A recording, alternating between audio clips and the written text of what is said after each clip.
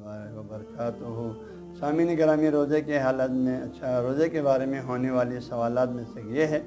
کہ روزے کی حالت میں کورونا انجیکشن لگانے سے روزہ ٹوٹ جائے گا یا نہیں؟ ہاں جی، تو محترم جواب یہ ہے، کورونا انجیکشن لگانا مجبور ہو جائے ہاں جی تو رات کو ہی لگائیں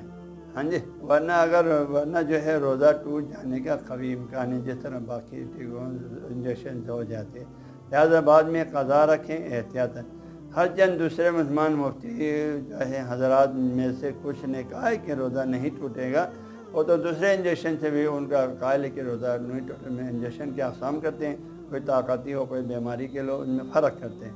لیکن جو ہے ہمارے جو ممتاز مفتیان ہیں وہ اس میں فرق نہیں کرتے ہیں، دونوں سے روزہ ٹوٹنے کا قوی امکان سمجھتے ہیں۔ لہٰذا مجبور ہو جائے تو یوں سمجھو آپ بیمار سمجھو، پھر آپ کو ٹیکہ لگانا پڑے گا، آپ لگاؤ بعد میں قضا رکھو